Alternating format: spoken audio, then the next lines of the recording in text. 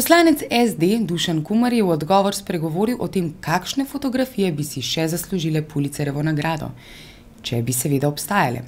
Vendar je moral poseči v leto 2005, za katero so Pulitzerjeve nagrade žal že podelili.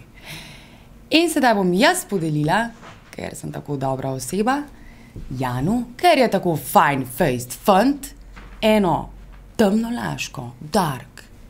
Izvoli, Jan. Hvala.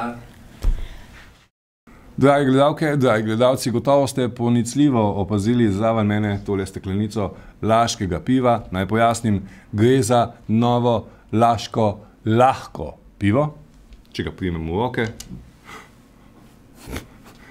Prav presenetljivo, kako lahka je ta steklenica. Neverjetno. Nekakšen nov material, najverjetneje pa, če lahko neuko ugibam, bistveno večji mehurčki v peni piva. Laško Light. Svoje dosežke je predstavil tudi minister za gospodarstvo Andrej Vizjak. Laško Light.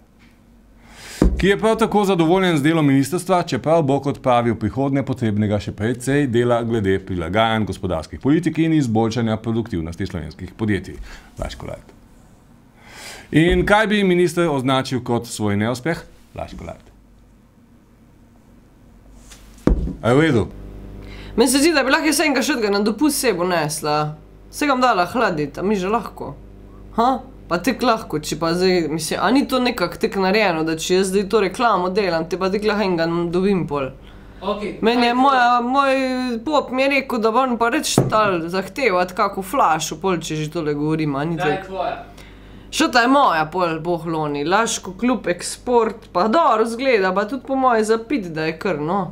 V redu, in še nečevo vprašanje, kaj pa te ima on za barat koga, dej. A ja, on je novinar. Dobro, pol.